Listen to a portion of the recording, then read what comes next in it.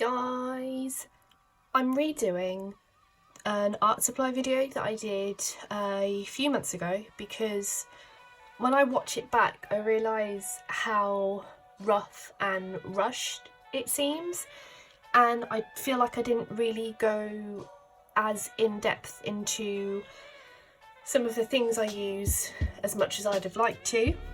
So in this little notebook I actually wrote out a list of the supplies that I use on pretty much an everyday basis because I wanted it to be concise and I wanted to be able to refer to it and go, okay, so these things and so on and blah blah blah. So I'm going to start off with my sketchbook. Now this sketchbook in particular comes from a store called Tiger, which I believe is mostly based in and around Europe. I don't know whether or not they have any in the US. If they don't, they should, because it's amazing. They have like loads of really cool quirky things for like your house and kids' toys and just like little random bits and pieces that I think are really, really good. And they have quite a decent selection of art supplies, and I bought this sketchbook without the stickers all over it. These were all my doing. I bought these last year, middle of last year, maybe towards the beginning of last year actually, so quite a while ago now when you come to think of it, and they are probably the best sketchbooks that I've used in recent memory. The paper isn't 100% white. I don't know, it's not really going to translate well on camera probably, but if you compare it to that as a white sheet of paper, this is more of like an ivory, like cream colour, which in a sketchbook I actually prefer because I think a start white page for some reason for me is a bit too much. It's a bit too, not daunting, but it doesn't feel quite so inviting. Makes sense in my head, might not make sense to you guys watching this, but it's nicer. An ivory coloured paper is nicer to me, and this is like a really, it's not too thin, it's not too thick, it's not textured, it's quite smooth, and it holds marker pen, as you can see here, it holds marker pen fantastically. It does bleed through a little bit, but it is very hard to find a sketchbook with paper that doesn't have alcohol-based markers bleed through to the other side. If there are any sketchbooks like that, I've yet to find them, and they're probably quite expensive if I did find them, so I'd have to save my pennies. But yeah, so that's the sketchbook that I use. It has like a little elastic band around it to keep it all together, which is actually quite handy because my previous sketchbook, I'll insert a picture somewhere, it ended up being so like bulgy is the only way I can describe it, because I put so many like post-it notes and other bits and pieces inside it that it just ended up just being quite a chubby sketchbook really. But yeah, so Tiger unfortunately don't, as far as I know, sell these particular sketchbooks anymore, and every time I go in I'm always like crossing my fingers and toes like, do they have them? Have they randomly decided to bring them back? And so far they haven't. So I believe it was like £3 per sketchbook. I do have another blank one waiting for when I finish this, but then I'm going to have to in the meantime search for something of a very similar quality. And for me, I'm very fussy when it comes to my art supplies. That might be difficult. Anyway, moving on. What do I have next? Everyday pencil case, which is this guy right here. This is a sketchbook. No, it's not. It's a pencil case, you doofus. This pencil case I have with me every single day because it contains all the ballpoint pens, pencils, rulers, erasers, all the stuff that I use on a daily basis, not only for drawing but for writing as well if I'm at work or what have you. So it was a £3 sale bargain from Typo, which is another stationery store, sort of similar to Paper Chase but a little bit more I don't want to say quirky because I feel like I'm going to use that word too much in this video, It's different, it's cool. I buy a lot of stuff from there. It's good for like gifts for birthdays, Christmas and general things like that. And it's quite cool because it has a separate zip on the front that I usually keep wipes for my glasses or receipts and bits and bobs. So I'll close that up. And it's got cute dinosaurs and it's pink. And why am I talking like this? So inside, like I said, are all the pens that I use on a daily basis. I will just pull some of them out. These ones here, these are, hopefully if I hold it up it'll focus, they are Unipin fine liners. You can buy them in I think it's a pack of 6 or a pack of, yeah, it's a pack of 6 I believe. And they range from 0.1 up to 0.8, so it's 0.1, 2, 3, 5 and 8, so it's actually 5 pens, not 6. Don't know where I got the 6 from.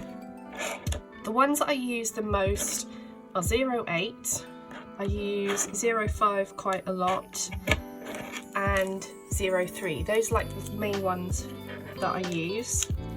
They also do ones in varying sort of, I guess you could say like portrait, not portrait tones, but maybe portrait tones, I'm not sure.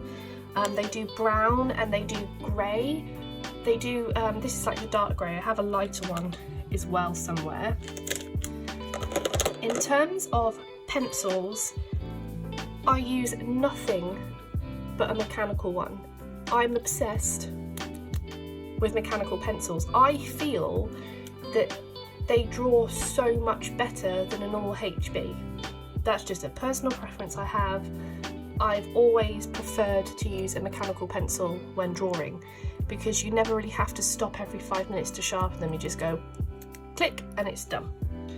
So that's the pencil I like to use. The other things I have in here, this is not a uni pin, but this is uni ball, if it's going to focus. Da, da, da. This is a Uniball Signo, which is like a white gel pen. It's quite a thick ink, but it's really, really nice and it stands out really well on paper, especially when you've done marker pen. I want to show you an example actually, just to show you what I mean. So,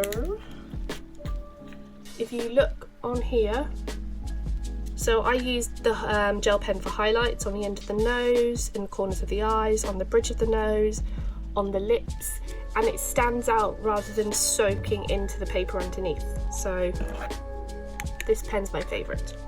White gel pen. White gel pen's my favourite. So we also have, I want to call it a mechanical eraser. It's just like an eraser pen. These again are really good because flat stubby erasers annoy me for some reason. We also have, there's some random pens in here that I use from time to time. This is a Pilot V-Sign pen, which is really good, really bold, thick black ink, which is quite nice. When I'm doing like a black and white drawing or something that's got black and white and some tonage to it, I use this. This is a Zig Brushables like brush pen. One end has a lighter grey colour than the other. You probably can't, oh, you might be able to tell on camera. But yeah, that's a really good one when you're doing sort of black, white, grey drawings. There's some pens in here that I bought a few months ago that I really, really like.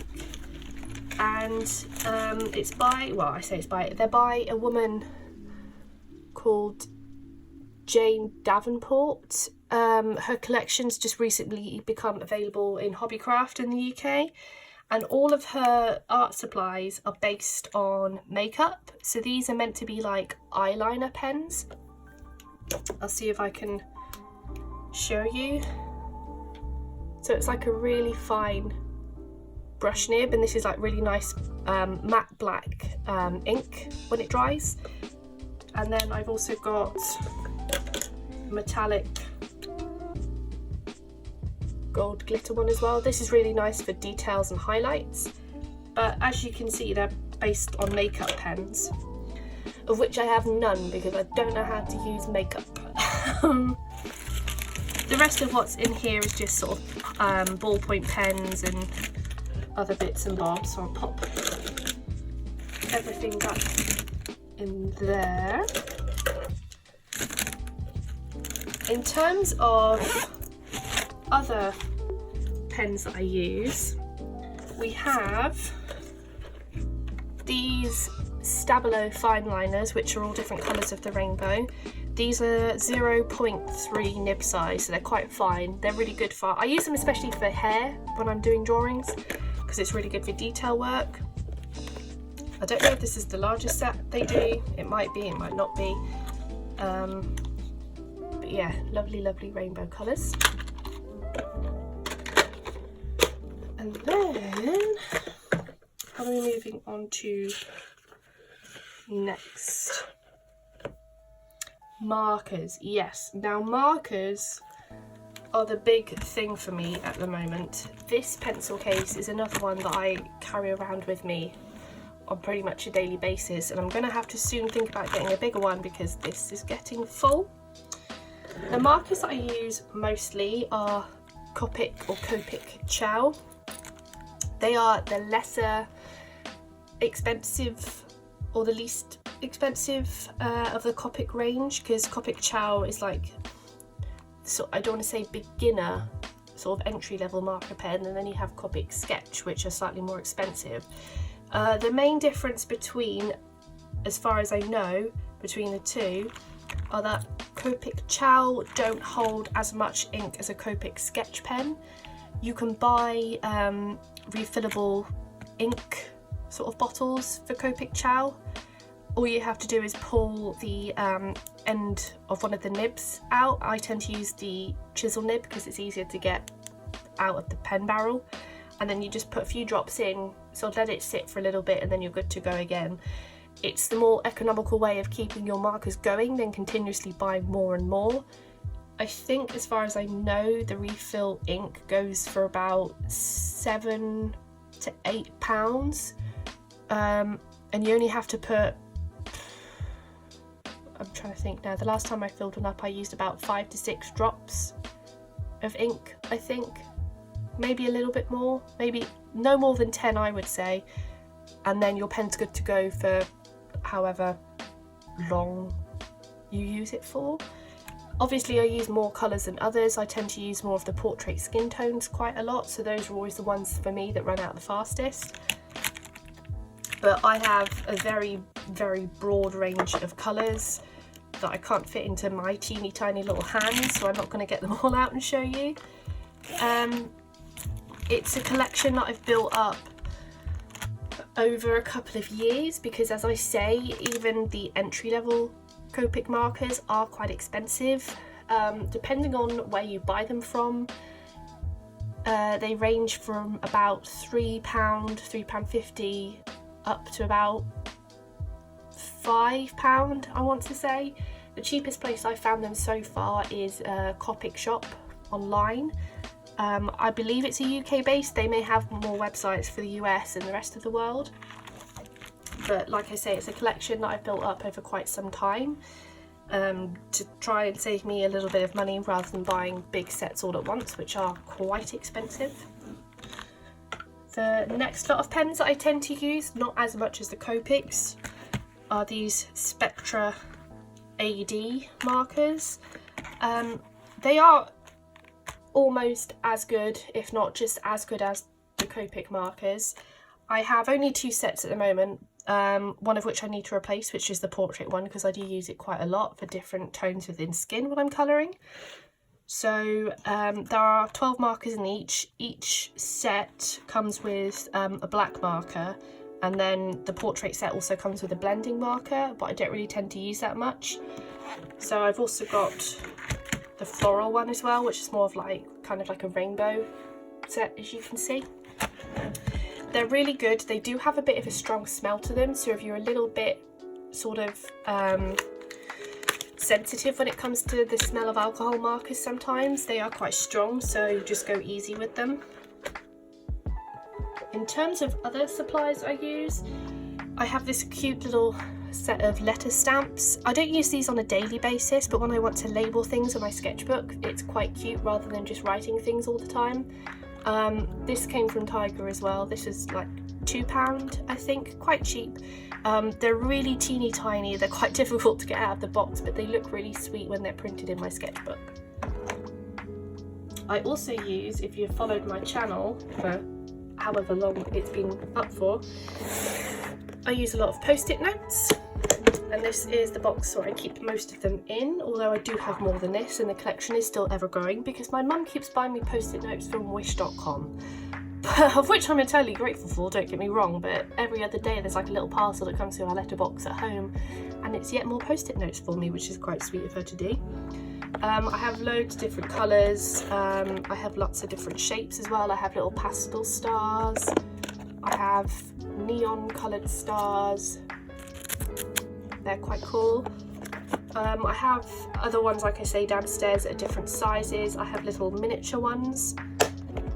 The next layer down is all washi tapes mostly, and different masking tapes. I use my sketchbook because sometimes I have a tendency when I'm getting a bit frustrated with the page, I'll rip it out, and sometimes it rips the binding in my sketchbook, so I use washi tapes to seal it back up again. The corner there is just like random stickers I've made. At the bottom, I won't open it up, but it's just different memo sheets and stuff in there, because it's just an easy and convenient place to keep them. I also have a little box that I don't always have on a daily basis, but I like to call it my going away essentials box, because I put it on holiday with me. It's just full of little random bits and pieces. So we have some labels from some clothing, because I really like to stick labels and stuff on the inside covers of my sketchbook, as you've probably seen from previous videos and my sketchbook tour. I can't throw things like this away because often they're like really cute, and this came from the inside of a photo frame, and it has a tiny little French bulldog riding a flamingo floaty, and I'm like, how can I throw that away? That's too cute. Stickers, more stickers, tiny little punched out heart shapes from various post-it notes that I sometimes like to stick in my sketchbook for a little bit of variety. That's also like a heart hole punch thing, craft punch, whatever you want to call it. These are the little mini memo sort of sticky note sheets I was talking about. Yet more stickers, and this is really cool because you turn it over. This is like double-sided, and there's some washi tapes in there and some of my homeboy Rilakkuma little memo sheets, and that's pretty much it in terms of the everyday supplies that I use. I don't want this to come across as a video of me being like, these are the supplies you should use on a daily basis, and if you don't use them, you're not an artist. This is just for the people that have been curious about the types of supplies that I use and what I use them for. So yeah, I love watching art supply videos myself on YouTube because I find them quite interesting, because more often than not you can pick up tips from other artists and illustrators on different supplies that you might find benefit your artwork, or something cool that you might want to try. So hopefully if you've watched this video you might have seen something you're like, ah, okay, that looks cool, I might try that for my artwork, or I know somebody who could benefit from that, I'll tell them about it. So yeah, if you have any other questions or any other suggestions for videos that you'd like to see from me in the near future, then do let me know, because I'm always up for suggestions, and I'll see you again when I do another video soon.